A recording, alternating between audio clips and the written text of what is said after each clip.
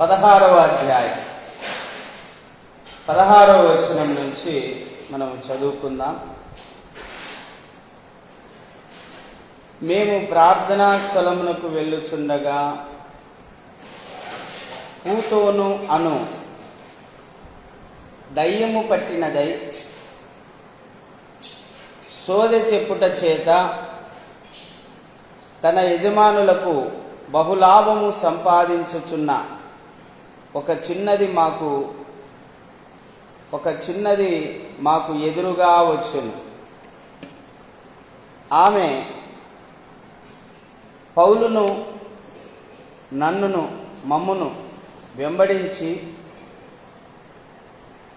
ఈ మనుష్యులు సర్వోన్నతుడైన దేవుని దాసులు, వీరు మాకు రక్షణ మార్గము ప్రచురించువారై ఉన్నారని కేకలు వేసి చెప్పెను. ఆమె ఇలాగు అనేక దినములు చెప్పుచూ ఉండెను. కనుక సౌలు వ్యాకులపడి దానివైపు తిరిగి, నీవు ఈమెను వదిలిపొమ్మని యేసుక్రీస్తు నామమున ఆజ్ఞాపించుచున్నానని ఆ దయ్యముతో చెప్పెను. వెంటనే అది ఆమెను వదిలిపోయెను. ఆమె యజమానులు తమ లాభసాధకము పోయెనని చూచి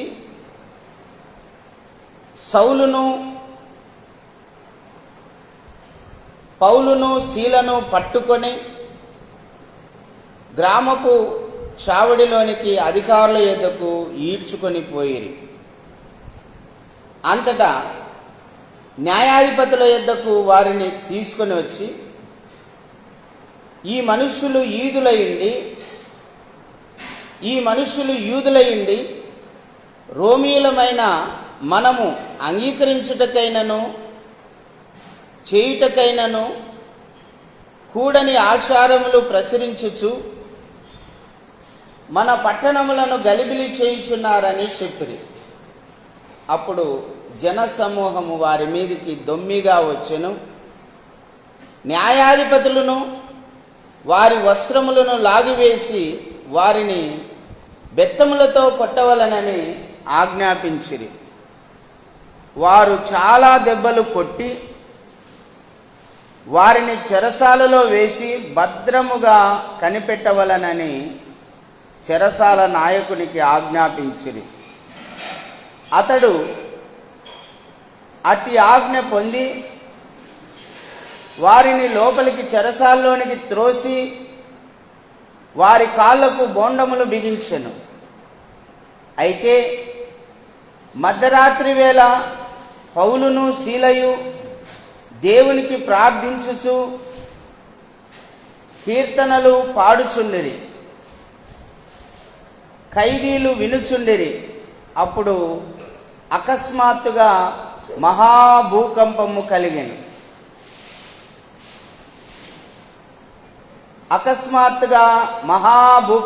కలిగెను.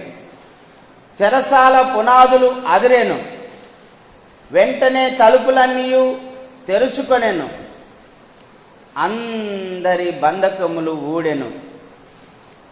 అంతలో చెరసాల నాయకుడు మేల్కొని చెరసాల తలుపులన్నీ తెరిచి ఉండుట చూచి, ఖైదీలు పారిపోయిరనుకొని కత్తి దూసి తన్ను తాను చంపుకొనవలనని బోయెను. అప్పుడు పౌలు, నీవు ఏ హానియూ చేసుకొనవద్దు, మేమందరం ఇక్కడే ఉన్నామని బిగ్గరగా చెప్పెను. అతడు దీపము తెమ్మని చెప్పి లోపలికి వచ్చి వణుకుచు పౌలును శీలకు సాగిలపడి వారిని వెలుపలికి తీసుకుని వచ్చి, అయ్యలారా, రక్షణ పొందుటకు నేనేమి చేయవలనని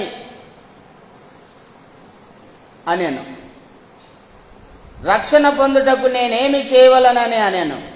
అందుకు వారు, ప్రభువైన యేసునందు విశ్వాసముంచుము, అప్పుడు నీవును నీ ఇంటి వారును రక్షణ పొందుదరని చెప్పి అతనికి అతని ఇంటనున్న వారందరికీ దేవుని వాక్యమును బోధించిరి. రాత్రి ఆ గడియలోనే అతడు వారిని తీసుకుని వచ్చి వారి గాయములు కడిగెను. వెంటనే అతడును అతని ఇంటి వారందరూ బాప్తిస్మము పొందిరి. మరియు అతడు వారిని ఇంటికి తోడుకొని వచ్చి భోజనము పెట్టి దేవుని యందు విశ్వాసముంచిన వాడై తన ఇంటి వారందరితో కూడా ఆనందించెను. ప్రభునందు ప్రియులారా, బాగా గమనించండి. ఫిలిప్పి అనేటువంటి ఒక ప్రాంతంలో రోమీయులు ఎక్కువగా నివసించేటువంటి స్థలం అది. ఆ ప్రాంతంలో పౌలు శీలలు ఇద్దరు కూడా సువార్త ప్రకటించడానికి వెళ్ళారండి. ఆ యొక్క ప్రాంతంలో ఒక చోట ప్రార్థన ఎప్పుడూ జరుపుతూ ఉండేవాళ్ళు పౌలు శీలలు ఇద్దరు కూడా. అక్కడ ప్రార్థన జరపడానికి వెళ్ళినప్పుడు అంతా కూడా ఒక యవ్వనస్తురాలు, దయ్యము పట్టినటువంటి యవ్వనస్తురాలు, ఆ దయ్యం పేరు కూడా రాయబడిందండి ఇక్కడ, పూతోను దయ్యం అంటారు.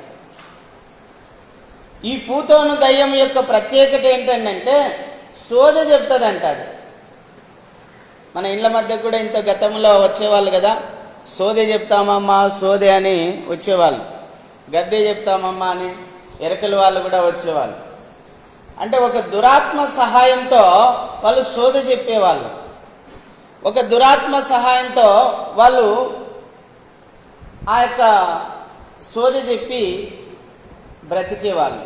ఏంటి సోద చెప్పడం అంటే, జరిగిన 4 సంగతుల గురించి చెప్పే లోపల అబ్బా నా గురించి కరెక్ట్గా చెప్పింది, ఈమెనే దేవత ఈమెనే దేవుడు అన్నట్టుగా వాళ్ళు భావించేవాళ్ళు అనమాట. 4 మాటలు కరెక్ట్గా చెప్పే లోపల. ఎందుకంటే ఈ దురాత్మలకు కూడా తెలుసు మనం ఎక్కడ పోయేది ఏం చేసేది, ఎందుకంటే అవన్నీ కూడా ఈ ఆకాశ మండలంలోనే సంచరిస్తూ ఉంటాయి కనుక ఈ దురాత్మ శక్తులకు కూడా మన గురించి తెలుసు. అందుకే అవి ఏం చేస్తాయంటే ఏదో ఒక అమ్మాయినో అబ్బాయినో ఎంచుకొని వాళ్ళలోకి ప్రవేశించి సోది చెప్పడం ప్రారంభిస్తారు. తాము దేవుళ్ళమని పిలిపించుకోవాలనే ఆశ కలిగి అలా చేస్తూ ఉంటారండి. ఈ పూతోను అనే దయ్యము ఒక యవనస్తురాలకు పట్టింది. ఆ యవనస్తురాలు సోది చెప్తూ ఉంది. ఆ సోది వినడానికి ఆ పట్టణంలో ఉన్న వాళ్ళందరూ వచ్చేవాళ్ళండి. అమ్మా ఇదిగో నా సమస్య ఇలాగుంది, దీనికి పరిష్కారం ఏంటి అని అడిగేయడానికి వచ్చేవాళ్ళు. వస్తే 2 నిజాలు 4 అబద్ధాలు చెప్పి వాళ్ళను భ్రమపరిచి మోసగించి వాళ్ళ దగ్గర డబ్బులు వసూలు చేసేవాళ్ళు ఈ పూతోను దయ్యం పట్టినటువంటి యవనస్తురాలు యొక్క కుటుంబ సభ్యులు. వాళ్ళకు బాగా లాభం వస్తుందంట అండి. ఆ పూతోను దయ్యము ఆ యవ్వనస్తురాలిలో ఉండడం వలన బాగా సోది చెప్తున్నారు, జరిగిన సంఘటనలు అన్నీ చెప్తున్నారు, మంచిగా డబ్బులు వసూలు చేస్తూ ఉన్నారు. బాగా లాభసాధకమైంది వాళ్ళకు ఆ వృత్తి, సోది చెప్పే వృత్తి. ఆ సోది చెప్పేటువంటి యవనస్తురాలు, పూతోను దయ్యం పట్టినటువంటి యవనస్తురాలు పౌలు శీలలు వెళ్తూ ఉంటే ఆ పౌలు శీలలను చూసినప్పుడు అంతా ఏం చెప్తుందంట, ఇదిగో ఈ మనుషులు సర్వోన్నతుడైన దేవుని దాసులు, వీరు మీకు రక్షణ మార్గము ప్రచురించువారై ఉన్నారని కేకలు వేసి చెప్పాను. హల్లెలూయా. ఎవరంట వీళ్ళు? సర్వోన్నతుడైన దేవుని దాసులు. సర్వోన్నతుడైన, అందరికంటే పైన ఉన్నటువంటి వాడైన ఆ దేవుని దాసులు ఎవరు? పౌలు శీల. ఈ పౌలు శీలలు రక్షణ మార్గమును ప్రచురించు వాళ్ళంట. అంటే ఒక మానవుడు తన పాపము నుండి విడిపించబడి, తన పాపములు క్షమించబడి, పరలోక రాజ్యానికి వారసులు కావాలంటే ఏం చేయాలి అని రక్షణ సువార్త ప్రకటించేటువంటి దాసులు వీళ్ళు. సర్వోన్నతుడైన దేవుని దాసులు వీళ్ళు. రక్షణ మార్గమును గురించి ప్రకటించేటువంటి దాసులు వీళ్ళు అని గట్టిగా అడుస్తుందంట. అడుస్తూ ఉంటే, ఎందుకంటే యేసుక్రీస్తుని గురించి బహిరంగంగా సువార్త ప్రకటిస్తే ఆ రోజుల్లో ఉన్నటువంటి రోమా గవర్నమెంటు, హేరోదు రాజు వీళ్ళందరూ కూడా ఏం చేస్తారు, తీసుకెళ్ళి జైల్లో వేస్తారు, లేదా శిరచ్ఛేదనం చేస్తారు, లేదా సిలువ వేస్తారు, లేదా కొరడా దెబ్బలు కొడతారు. అందుకే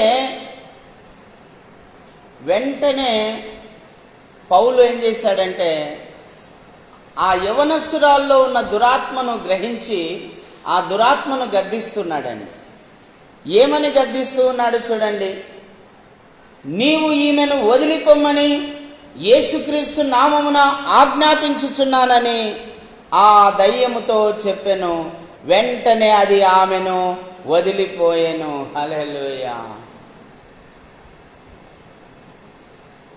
దురాత్మ ఒక మనుష్యుని యొక్క శరీరంలో ఉంటే చాలా నష్టాలు జరుగుతాయండి. ఒక మనుష్యుని యొక్క శరీరంలో గనక దురాత్మ ఉంటే ఆ శరీరము క్షీణిస్తూ ఉంటుంది, నడుము వంగిపోతుంది, ఆ శరీరంలో వ్యాధులు తయారవుతాయి, ఆ శరీరం బలహీనమైపోతూ ఉంది. అంతేకాదు మానసికంగా కూడా వాళ్ళు ప్రశాంతంగా ఉండలేరు, శారీరక ఆరోగ్యం కూడా వాళ్ళకు ఉండదు, వాళ్ళు నెమ్మదిగా ఉండలేరండి. మనం చూస్తాం, గెరాసేనులో సేనాదయాలు పట్టిన వాడు ఇంట్లో ఉండకుండా శ్మశానంలో పండుకుంటూ రాళ్లతో గాయపరుచుకుంటూ ఉన్నాడు. ఒకరికి ఒక దయ్యం పడితే వాని చెవులు వినపడడం లేదు, వారి నోరు మాట్లాడడం లేదు. అంటే చెవిటి మూగ దయ్యాలుగా, అంటే ఒక దయ్యం ఒక మనిషిని మూగవానిగా చెవిటివానిగా కూడా చేయగలదు. ఒక నడుము వంగిపోయినటువంటి స్త్రీ యేసుప్రభు ఎదుటకు రాగానే యేసుప్రభు వారు ఆమె తల మీద చేయించగానే ఆమెలో ఉన్న దురాత్మ వెళ్ళిపోయి ఆమె నడుము చక్కబడినట్లుగా మనము లూకాసు వార్త 13వ అధ్యాయంలో మనం చూస్తాం. ప్రభునందు ప్రియులారా, ఒక దయ్యము గనక ఒక మనిషిని పడితే బలహీనపరిచి నడుము వంగిపోయేలాగా కూడా చేస్తుంది. అందుకే అపోస్తులైన పౌలు ఏం చెప్తాడో తెలుసా? అపవాదికి చోటు ఇవ్వకండి. ఒకవేళ చోటు ఇచ్చారు అనుకోండి, అది మిమ్మల్ని బలహీనపరుస్తుంది, లేదా మిమ్మల్ని చెవిటి వాళ్ళుగానైనా చేస్తుంది, లేదా అది మూగ వాళ్ళకైనా చేస్తుంది, లేదా శ్మశానాల్లో పడుకునేలాగా చేస్తుంది, బట్టలు లేకుండా ఊర్లలో తిరిగేటట్లుగా అయినా చేస్తుంది, ఒక పిచ్చివానిగానో ఒక పిచ్చిదానిగానో నిన్ను చేసేటువంటి పరిస్థితి కూడా ఉంది. అంతేకాదు కింద పడద్రోసిని నురుగు కార్చుకునేలాగా చేస్తుంది, అగ్నిలో నీళ్ళల్లో పడేలాగా కూడా చేస్తుంది. ఆ దయ్యానికి ఉన్నటువంటి పవర్ అలాంటిది. అందుకే సౌలు అనగా పౌలు ఏమంటున్నాడు? ఆ యవనస్తురాలిని ఆ దయ్యము నుండి విడిపించాలని చెప్పి యేసుక్రీస్తు నామమున ఆజ్ఞాపించుచున్నాను, ఈమెను వదిలిపోమ్మని ఆజ్ఞాపించుచున్నానని చెప్పాడు. వెంటనే ఆ దయ్యం వదిలిపోయింది. ఆ దయ్యం వెళ్ళిపోయిన తర్వాత ఇంకా సోద చెప్పడానికి రావడం లే, ఆమె మామూలు మనిషిలాగా అయిపోయింది. ఇంకా సోది చెప్పడానికి రావడంలే. ఎవరన్నా వస్తే వాళ్ళ గురించి ఏం చెప్పడంలా, జరిగిన సంఘటనలు ఏం చెప్పడంలా, వాళ్ళకి ఏమైనా సలహా ఇవ్వడంలా. ఆ దురాత్మ వెళ్ళిపోయింది. ఇప్పుడు లాభం రావడంలా, డబ్బులు రావడంలా. వెంటనే ఆ యవనస్తురాల యొక్క తల్లిదండ్రులు ఏం చేశారో తెలుసా? ఈ పౌలు మీద శీల మీద కోపపడి వాళ్ళని ఈడ్చుకుపోయినారంట అండి. ఎక్కడికి ఈడ్చుకుపోయినారు?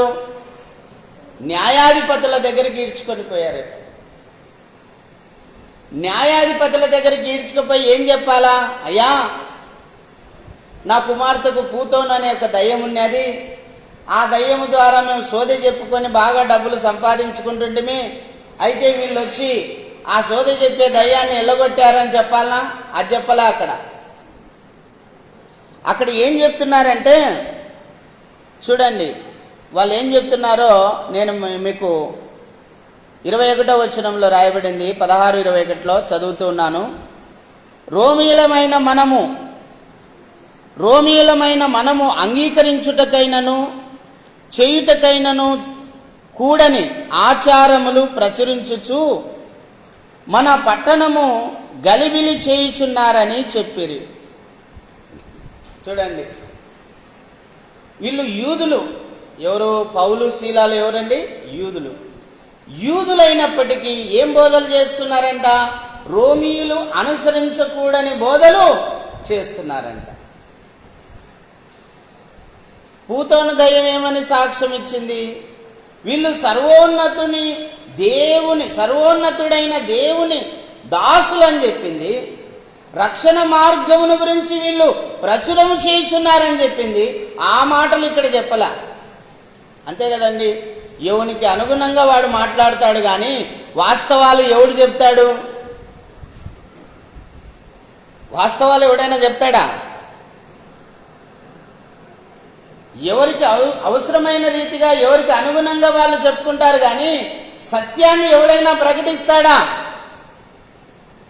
చూడండి, పౌలు శీలల మీద నేరము మోపుతూ ఉన్నారండి. అబద్ధ నేరం మోపుతూ ఉన్నారు. అది నిజం కాదు, అసత్యాన్ని వాళ్ళు అక్కడ చెప్తూ ఉన్నారు. ప్రభునందు ప్రియులారా, ఈరోజు సమాజం అంతా కూడా అలాగే తయారైపోయిందండి. సత్యాన్ని మాట్లాడేవాడు ఎవడూ లేడు, నిజాన్ని మాట్లాడేవాడు ఎవడూ లేడు. ఎవనికి అనుగుణంగా వాడు మాట్లాడుకుంటూ ఉన్నాడు. ఈరోజు టీవీ ఛానల్స్ కానీ సోషల్ మీడియా కానీ ఎవనికి అనుగుణంగా వాడు మాట్లాడుతున్నాడు, కానీ నిజం మాట్లాడదామని చెప్పేవాళ్ళు కేవలము 100 మందిలో ఒకరో ఇద్దరో ముగ్గురో కనబడుతూ ఉన్నారండి. అంతే వాస్తవాలు మాట్లాడేవారు. ఆ ఒకరో ఇద్దరో ముగ్గురో ఉండే మాటలు చెప్తే ఎవరు నమ్ముతారు? 20-30 మంది అబద్ధం చెప్పి ఒకరో ఇద్దరో ముగ్గురో నిజం చెప్తే ఆ నిజం ఎక్కడ చలామణి అవుతుంది? కానీ కాదు. ఈరోజు అలాగనే ఉందండి సమాజం అంతా కూడా. మంచి చేస్తే చెడు వస్తుంది, మేలు చేస్తే కీడు వస్తుంది. ఇప్పుడు సమాజం అంతా అలా మారిపోయింది. మేలు చేయాలని అనుకున్నోనికి కీడే వస్తుంది, మంచి చేయాలనుకున్న వానికి చెడే వస్తుంది. నిందల పాలవుతున్నారు, అవమాన పాలవుతూ ఉన్నారు. అంతేగాండి, ఈ లోకం నీతిమంతుణ్ణి బ్రతకనివ్వదు, ఈ లోకం మంచివాణ్ణి బ్రతకనివ్వదు. మంచి మాట నమ్మదు ఈ లోకం, చెడ్డ మాటనే నమ్ముతుంది, కానీ మంచి మాటను నమ్మదండి. అందుకే దేవుడు వాక్యములో ఒక మాట రాయించాడండి. ఒక కాలం వస్తుందంట. అమ్మా బాగైనండి, ఒక కాలం వస్తుందంట. ఏం కాలం అంట అంటే అబద్ధము నిజమనియు నిజము అబద్ధమనియు నమ్మే కాలం వస్తుందంట. ఇది అదే కాలమే. ఇది అందరూ అబద్ధాన్ని నిజం అనుకుంటున్నారు, నిజాన్నేమో అబద్ధం అనుకుంటున్నారు. సృష్టికర్త అయిన దేవుణ్ణేమో కాదనుకుంటున్నారు, కాని వాటిని దేవుడు అనుకుంటున్నారు. అమ్మ, పరిశుద్ధాత్మ దేవుడు మనతో మాట్లాడుతూ ఉన్నాడు. పరిశుద్ధాత్మ దేవుడు మనతో మాట్లాడుతూ ఉన్నాడు. అబద్ధం అనుకున్న దాన్ని నిజం అనుకుంటున్నాడు, అబద్ధమును నిజం అనుకుంటున్నాడు, నిజమును అబద్ధం అనుకుంటూ ఉన్నాడు మానవుడు. అబద్ధమును నిజం అనుకుంటున్నాడు, నిజమును అబద్ధం అనుకుంటూ ఉన్నాడండి ఈ మానవుడు. ప్రభునందు ప్రియులారా, బాగా గమనించండి. దేవుణ్ణేమో దేవుడు కాదనుకుంటున్నారు, దయ్యాన్నేమో దేవుడు అనుకుంటున్నారు. దేవుడు కాని వాటిని దేవుళ్ళు అనుకుంటున్నారు, దేవుణ్ణేమో ఈయన దేవుడు కాదంటున్నారు. ఆ రోజులు వచ్చే ఉన్నాయండి. దేవుడు ముందుగానే చెప్పాడు. ఈ ప్రజలు ఎలాంటి వారంటే నిజమును అబద్ధమనియు అబద్ధమును నిజమనియు నమ్మేటువంటి వారు. అలాంటి రోజుల్లో మనం ఉన్నామండి. ఇప్పుడు ఇక్కడ జరుగుతున్నటువంటి సంఘటన అదేనండి. వీళ్ళు సర్వోన్నతుని దేవుని దాసులు, వీళ్ళు పౌలు శీలలు. ఎవరమ్మా? సర్వోన్నతుడైన దేవుని దాసులు. వీళ్ళు ఏం ప్రకటిస్తున్నారు? రక్షణ సువార్తను ప్రకటిస్తున్నారు. ఏం ప్రకటిస్తున్నారు? రక్షణ సువార్తను ప్రకటిస్తూ ఉన్నారు. ఏంటి రక్షణ సువార్త అంటే?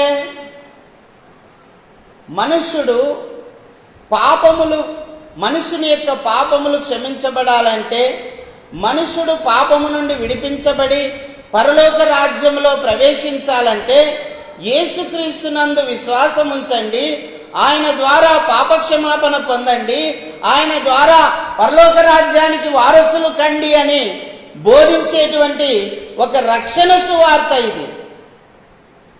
ఈ రక్షణ సువార్తను గురించి వాళ్ళు ప్రకటిస్తూ ఉంటే, ఒక దయ్యము నుండి విడుదల ప్రకటిస్తే మేలు జరిగింది మాకు అని అనుకోకుండా వాళ్ళు ఏమనుకుంటున్నారంటే, మాకు లాభం పోయింది అని అనుకుంటున్నారు. అంటే వీళ్ళు ఏమనుకుంటున్నారంటే, మేలును కీడు అనుకుంటున్నారు, కీడును మేలు అనుకుంటున్నారు. నిజంగా దేశము ప్రపంచము మోసపోయినటువంటి స్థితిలో ఉన్నారండి. మేలునేమో కీడు అనుకుంటున్నారు, కీడునేమో మేలు అనుకుంటున్నారండి. మంచినేమో చెడు అనుకుంటున్నారు, చెడునేమో మంచిని అనుకుంటున్నారు. ఈ విధంగా మనుషులందరూ మోసపోయిన స్థితిలో ఉన్నారండి. మోసపోయిన స్థితిలో ఉన్నారు. ఈరోజు ఈ రక్షణ సువార్తను ప్రజలందరికీ ప్రకటిస్తూ ఉంటే, అమ్మా వీళ్ళు ఏదాన్ని అడ్డుకోరు. దొంగతనం చేసేటోన్ని అడ్డుకోరు, వ్యభిచారం చేసేటోన్ని అడ్డుకోరు, అబద్ధాలు ఆడేటువంటి టీవీ ఛానల్స్ను అడ్డుకోరు, అబద్ధాలు ఆడేటువంటి సోషల్ మీడియాను అడ్డుకోరు, దొంగతనాలు చేసేటువంటి ఆ దొంగలను అడ్డుకోరు, లంచాలు తీసుకునేటువంటి ఉద్యోగస్తులను అడ్డుకోరు, అన్యాయాలు అక్రమాలు చేసి దోచుకుంటున్నటువంటి నాయకులను అడ్డుకోరు, పైగా వాళ్ళకే ఓట్లేసి గెలిపిస్తారు. ఇదేనా జరుగుతున్నది? అదేనా? 100కి 100 జరుగుతున్నది అదే. దేన్ని అడ్డుకుంటారు ఈ ప్రజలు? రక్షణ సువార్తను అడ్డుకుంటున్నారు. అయ్యలారా, మీ పాపాలు క్షమించే దేవుడు యేసు ప్రభువు, మిమ్మల్ని పాపము నుండి విడిపించే దేవుడు యేసు ప్రభువు, మీకు పరలోక రాజ్యంలో ప్రవేశింపజేసే దేవుడు యేసు ప్రభు అని సువార్త ప్రకటిస్తుంటే ఆ సువార్తను అడ్డుకుంటారు. కానీ దొంగతనాలు చేసే దొంగలను అడ్డుకోరు, వ్యభిచారం చేసే వ్యభిచారులను అడ్డుకోరు. అమ్మా మోసం చేసి స్కాములు చేసి ప్రజల సొమ్మును దోచుకుంటున్నటువంటి రాజకీయ నాయకులను అడ్డుకోరు. సువార్త ప్రకటించే సువార్థికులను అడ్డుకుంటారండి. మంచిని అడ్డుకుంటున్నారు, మేలు చేసేవారిని అడ్డుకుంటున్నారు, పాపులను పరిశుద్ధులుగా మార్చేటువంటి దైవ సేవకులను అడ్డుకుంటున్నారు. ఇదే సమాజం చేసే తప్పండి. కారణం ఏంటంటే, వారిలో దురాత్మలు ప్రవేశించి ఆ దురాత్మల యొక్క రాజ్యము నిలబడాలంటే సువార్త ప్రకటించబడకూడదని అడ్డుకుంటున్నారు. ఇక్కడ పూతోను దయ్యము పట్టినటువంటి ఆ యవనస్తురాలకు మేలు జరిగింది, కానీ వాళ్ళు కీడు జరిగింది అనుకుంటున్నారు. లాభం పోయింది అనుకొని వాళ్ళను న్యాయాధిపతుల దగ్గరికి ఈడ్చుకొని వచ్చారండి. ఏమ్మా, వాళ్ళు దొంగతనం చేశారా, లేకపోతే వాళ్ళు వ్యభిచారం చేశారా, ఎవరినన్నా చంపినారా, ఎవరినన్నా కొట్టినారా, వాళ్ళను లాక్క రావడానికి, ఈడ్చుకొని రావడానికి? చూడండి, ఈడ్చుకొని వచ్చారండి. ఆ న్యాయాధిపతులు ఏం చేశారో తెలుసా? ఆ ఊర్లో వాళ్ళు చెప్పిన మాటనే కదా వినేది. సత్యాన్ని ఎవడైనా విచారణ చేస్తాడా, ఆలోచిస్తాడా? ఊర్లో వాళ్ళకు మంచిగా ఉండాలి వాడు న్యాయాధిపతి, కాబట్టి ఊర్లో వాళ్ళకు ఫేవర్గానే వాడు న్యాయం తీరుస్తాడు. అందుకే ఏం చేసినాడు, బట్టలు ఊడదీసి కొరడా దెబ్బలు కొట్టమని చెప్పాడండి ఆ న్యాయాధిపతి. పౌలుకు శీలకు బట్టలు ఊడదించి కొరడా దెబ్బలు కొట్టారండి. అమ్మ, వాళ్ళు చేసిన పాపం ఏంది? రాజకీయ నాయకుల్లాగా కోట్ల రూపాయలు దోచుకున్నారా వాళ్ళు ఏమైనా? అవులేబా, కోట్ల రూపాయలు దోచుకున్నారు, వీళ్ళను బట్టలు ఊడదీంచి కొట్టండి అని చెప్తే అది న్యాయమే? అట్లా చేయరు, వాళ్ళకే ఓట్లేసి గెలిపిస్తారు. అట్లా ఊడబెరికి కొట్టేంత స్థితి వీళ్ళకు లేదు. ఎందుకంటే వీళ్ళు మంచిని చెడు అనుకుంటున్నారు, చెడును మంచి అనుకుంటూ ఉన్నారు. పాపములోనే జీవిస్తూ ఈ పాప జీవితమే జీవితం అనుకుంటున్నారు గనక, చీకట్లోనే ఉంటూ చీకటే జీవితం అనుకుంటున్నారు గనక, వెలుగును వాళ్ళు ఎన్నడూ చూడలేదు గనక, నీతి అంటే ఏమిటో, న్యాయం అంటే ఏంటో, మంచితనం అంటే ఏంటో వారు గ్రహించలేకపోతున్నారు. ప్రభునందు ప్రియులారా, కొరడా దెబ్బలతో వదిలిపెట్టలేదండి. తీసుకుపోయి మళ్ళీ ఏం చేయమన్నారు? చెరసాలలో వేయమన్నారు. చెరసాల నాయకునికి అప్పగించారు. ఆ చెరసాల నాయకుడు పౌలు శీలలను తీసుకుని వచ్చి వాళ్ళ కాళ్ళకు పెద్ద బోండాలు బిగించి, అంటే పారిపోతారేమోనని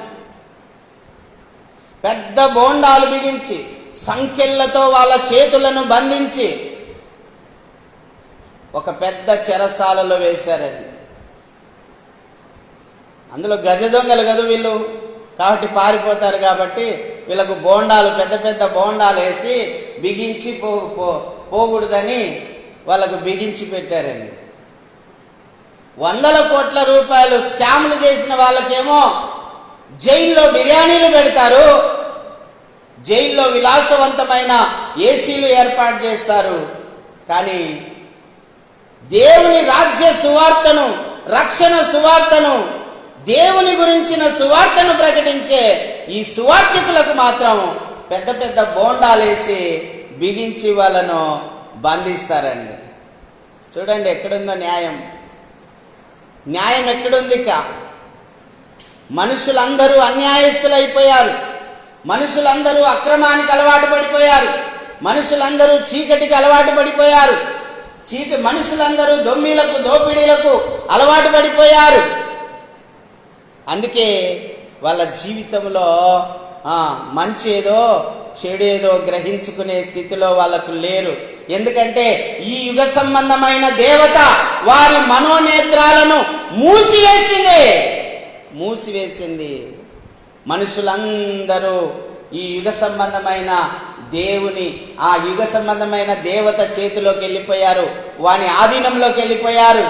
అందుకే వాళ్ళ మనోనేత్రాలు మూయబడి ఉన్నాయి, వాళ్ళు సత్యాన్ని గ్రహించలేని స్థితిలో ఉన్నారని. అయితే అమ్మ, దేవుని సేవకులకు ఎక్కడున్నా దేవుడు తోడైంటాడు కాబట్టి వాళ్ళకు భయం ఉండదు, భీతి ఉండదు, మరణ భయం ఉండదు, దిగులు ఉండదు, చింత ఉండదు. అందుకే వాళ్ళు జైల్లో ఉన్నా కూడా హాయిగా పాటలు పాడుకుంటున్నారు. హల్లెలూయా. జైల్లో అర్ధరాత్రి వేళ చదువుదాం, ఆ మాటను నేను చదువుతాను. 24, 25 వచనాలు చదువుదాం. అతడు అట్టి ఆజ్ఞను పొంది వారి లోపలి చెరసాలలో వేసి త్రోసి వారి కాళ్లకు బోండాలు బిగించెను. అయితే మధ్యరాత్రి వేళ పౌలును శీలయు దేవునికి ప్రార్థించుచు కీర్తనలు పాడుచుండిరి, ఖైదీలు వినుచుండిరి. హల్లెలూయా. అంతేనండి, దేవుని సేవకులకు కానీ దేవుని విశ్వాసులకు కానీ వాళ్ళను నడి సముద్రంలో పెట్టినా, చెరసాలలో వేసినా వాళ్ళకేమి భయం ఉండదు. వాళ్ళకు దేవుడు తోడైంటాడు. వాళ్ళ యొక్క గురి ఎప్పుడు దేవుని మీదనే, వాళ్ళ ధ్యాస ఎప్పుడు దేవుని మీదనే. అందుకే ఏం చేస్తున్నారంటే వాళ్ళు దేవుణ్ణి ప్రార్థిస్తున్నారు, పాటలతో ప్రార్థిస్తున్నారు, ప్రార్థన చేస్తున్నారు, పాటలతో కూడా ప్రార్థన చేస్తూ ఉన్నారండి. పాటలతో ఎప్పుడైతే ఆ అర్ధరాత్రి వేళ పాటలతో ప్రభువును ఆరాధిస్తున్నారో, ప్రార్థిస్తున్నారో, వెంటనే దేవుడు వాళ్ళ ప్రార్థన ఆలకించి మహాభూకంపం తెచ్చాడండి దేవుడు. అంతే కదండి, తన పిల్లలు అన్యాయంగా చెరసాలలో వేయబడితే దేవుడు ఊరుకుంటాడా? అమ్మ, జాగ్రత్తగా ఉండాలి ప్రతి మానవుడు. ఒకవేళ తప్పు చేసిన వాడిని శిక్షిస్తే మీకు ఏ దోషం ఉండదు, కానీ తప్పు చెయ్యని వాడిని గనక మీరు శిక్షిస్తే దాని పరిణామము మీరు ఖచ్చితంగా అనేక సంవత్సరాలు చూడాల్సినది ఉంటుంది. నేను బాగా గమనించానండి, ఎవరినైనా ఎప్పుడైనా అన్యాయంగా చెయ్యని నేరానికి శిక్ష విధించామంటే ఆ శిక్షా ఫలితము ఖచ్చితంగా మనం అనుభవిస్తామని. దేవుడు ఎప్పుడైతే ఎటువంటి పాపము చేయకుండా బోండాలతో బిగించబడి చెరసాలలో వేయబడిన పౌలు శీలల యొక్క ప్రార్థన ఆలకించాడు, మహాభూకంపమును తీసుకొచ్చాడండి. చూడండి 26వ వచనం. అప్పుడు అకస్మాత్తుగా మహాభూకంపము కలిగెను, చెరసాల పునాదులు అదరెను, వెంటనే తలుపులన్నీ తెరుచుకొనెను, అందరి బంధకములు ఊడెను. అంతలో చెరసాల నాయకుడు మేలుకొని చెరసాల తలుపులన్నీ తెరిచి ఉండుట చూచి ఖైదీలు పారిపోయిరనుకొని కత్తి దూసి తన్ను తాను చంపుకొనబోయెను.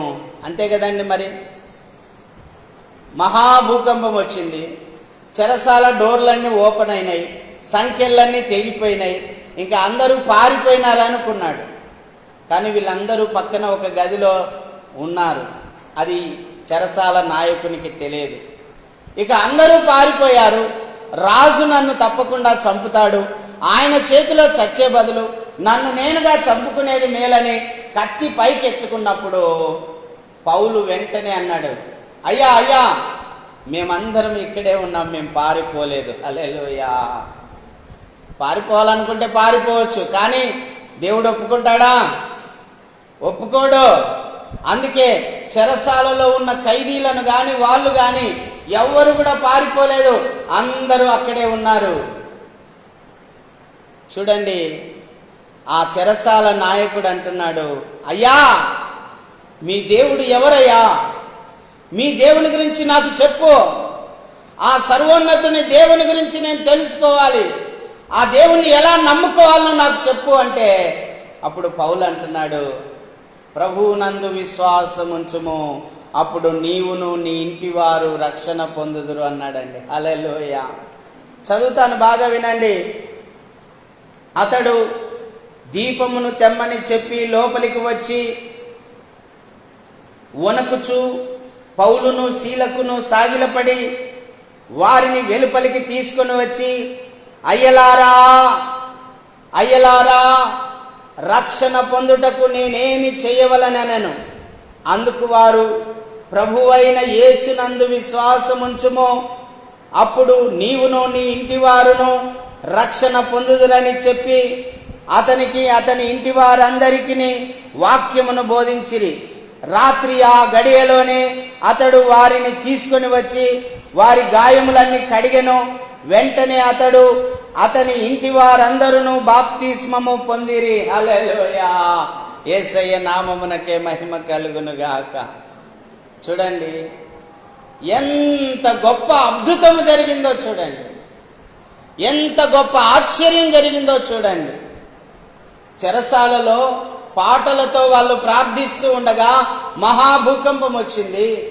చెరసాల నాయకుడు చనిపోబోయాడు. పౌలు ఆపాడు. పౌలు చెప్పాడు, ఇదిగో మేమందరం ఇక్కడే ఉన్నామన్నప్పుడు ఆ చెరసాల నాయకుడు సంతోషించి అంటున్నాడు, అయ్యలారా, మేము రక్షణ పొందవలనంటే ఏం చేయాలి? మేము కూడా ఆ పరలోక రాజ్యానికి వారసులం కావాలంటే ఏం చేయాలి? ఆ నిజమైన దేవునికి మేము దాసులంగా ఉండాలి అంటే, ఆ నిజమైన దేవునికి కుమారులంగా ఉండాలంటే మేమేం చేయాలి అని అడిగారండి. ఎంత గొప్ప భాగ్యమమ్మా! వెంటనే దేవుని వాక్యమును బోధించాడు అపోస్తలుడైనటువంటి పౌలు. ఈ చెరసాల నాయకుడు ఇంటికి తీసుకొని వెళ్ళాడు. అక్కడ దేవుని వాక్యము ప్రచురం చేశాడు. ఆ రాత్రే వాళ్ళందరూ ప్రభునందు విశ్వాసం ఉంచి బాప్తిస్మము పొందారు. హల్లెలూయా! యేసయ్య నామమునకే మహిమ కలుగును గాక. అమ్మా, ఆ చెరసాలలో ఉన్న ఖైదీలు, ఆ చెరసాలలో ఉన్నటువంటి అధికారి, చెరసాల యొక్క అధికారి యొక్క భార్య పిల్లలు, అక్కడ ఉన్న వాళ్ళందరూ బాప్తిసం పొందారండి. ఎంత గొప్ప కార్యం జరిగిందో చూడండి. దేవుని కార్యాలంటే అలాగుంటాయి. మరి దేవుడు అద్భుతమైన ఆశ్చర్యమైన కార్యాన్ని అక్కడ జరిగించాడు. మహాభూకంపాన్ని కలగజేసి దైవశక్తిని కనపరిచి అక్కడున్నటువంటి వాళ్ళందరికీ సత్యవాక్యమును వినిపించి ఆ సత్యవాక్యము ద్వారా నిజమైన దేవుడు ఎవరో తెలుసుకోగలిగేటట్లుగా చేశాడు. అంతేకాదండి, నమ్మి బాప్తిసం పొందడం ద్వారా వారి పాపాలన్నీ కూడా క్షమించబడ్డాయి. వాళ్ళు పరిశుద్ధులయ్యారు, వాళ్ళు నీతిమంతులయ్యారు, వాళ్ళు దైవరాజ్యానికి వారసులయ్యారు. హల్లెలూయా! యేసయ్య నామమునకే మహిమ కలుగునుగాక. నిజంగా నేను అనుకుంటున్నాను, పౌలు శీలలు జైల్లో వేయబడినా కూడా జైల్లో ఉన్న ఖైదీలు రక్షించబడ్డారు. ఆ జైలు అధికారి కుటుంబం కూడా రక్షించబడింది. హల్లెలూయా! యేసయ్య నామమునకే మహిమ కలుగునుగాక. అంతే కదండి. సత్యము సత్యమే, వెలుగు వెలుగే. అది ఎక్కడున్నా వెలుగుతూనే ఉంటుంది. అది ఎక్కడున్నా ఆ సత్యం అనేది ప్రబలం అవుతూనే ఉంటుందండి. దాన్ని ఎవరు ఆపలేరు, ఎవరు దాచలేరు. ఎంతమంది మతోన్మాదులు ఆపాలనుకున్నా అది వాళ్ళ వలన కాదు. ఎంతమంది అపవాది సంబంధులు ఈ సత్య సువార్తను ఆపాలన్నా అది వాళ్ళ వలన కాదు. ఆ పూతోను దయ్యంతో కాల, ఆ న్యాయాధిపతులతో కాల, ఆ పూతోను దయ్యం పట్టిన యవనస్తురాల యొక్క తల్లిదండ్రులతో కాల, ఆ చెరసాల నాయకునితో కూడా కాలేదు ఈ సత్యాన్ని ఆపడం. హల్లెలూయా! చివరకు ఆ చెరసాల నాయకుని కుటుంబము రక్షించబడింది. ఆ చెరసాలలో ఉన్న ఖైదీలు రక్షించబడ్డారు. వారి పాపాలకు క్షమాపణ యేసుక్రీస్తు ప్రభు ద్వారా వాళ్ళకు అనుగ్రహించబడింది. వాళ్ళ పేర్లు జీవగ్రంథంలో రాయబడ్డాయి. వారు దైవరాజ్యానికి వారసులయ్యారు. హల్లెలూయా! యేసయ్య నామమునకే మహిమ కలుగునుగాక. దేవుడి వాక్యమును మన వినికిడిలో దీవించునుగాక. ఆమేన్. మోకరించండి, ప్రార్థన చేసుకుందాం. ప్రతి ఒక్కరు కూడా దేవుణ్ణి అడుగుదాం. అవును ప్రభా, పౌలు శీలలను మీరు అద్భుతంగా వాడుకున్నారు నైనా, నీకు స్తోత్రాలు. పౌలు శీలలను వాడుకున్నట్టుగా మమ్మల్ని కూడా వాడుకోండి నైనా. పౌలు శీలలు సర్వోన్నతుడైన దేవుని దాసులని ఆ పూతోను దయ్యము సాక్ష్యం ఇచ్చింది నాయనా. తండ్రి, ఎంత గొప్ప భాగ్యమునైనా నీకు స్తోత్రములు తండ్రి. నువ్వు సర్వోన్నతుడైన దేవుడని, పౌలు శీలలుని దాసులని మేము కూడా తెలుసుకొనులాగున, మేము కూడా గ్రహించులాగున ఈ మాటను ఇక్కడ రాయించినందుకు నీకు వందనాలు, స్తోత్రములు నాయనా. పూతోను దయ్యము ద్వారా ఈ సాక్ష్యమును ప్రపంచానికి ప్రకటింపజేసినందుకు అయ్యా నీకు స్తోత్రములు, స్తోత్రములు, స్తోత్రములు, స్తోత్రములు, స్తోత్రములు, స్తోత్రములు చెల్లిస్తున్నాను నాయనా. తండ్రి, నిజంగానైనా మేలు చేస్తే కీడొచ్చింది నాయనా, మంచి చేస్తే చెడొచ్చింది నాయనా. కానీ ప్రభువా, ఆ చెడును కూడా, ఆ కీడును కూడా నువ్వు ఆశీర్వాదంగా మార్చావు నాయనా. నీకు స్తోత్రములు, స్తోత్రములు నాయనా. నిజంగా నువ్వు ఎంత గొప్ప దేవుడవయ్యా, నీకు స్తోత్రము నాయనా. నువ్వు ఎంత గొప్ప దేవుడవు యేసయ్యా, నీకు స్తోత్రములు నాయనా. పౌలు శీలలు చెరసాలలో వేయబడినా సరే అక్కడ కూడా నీ కార్యమును జరిగించావు, నీ శక్తిని కనపరిచావు.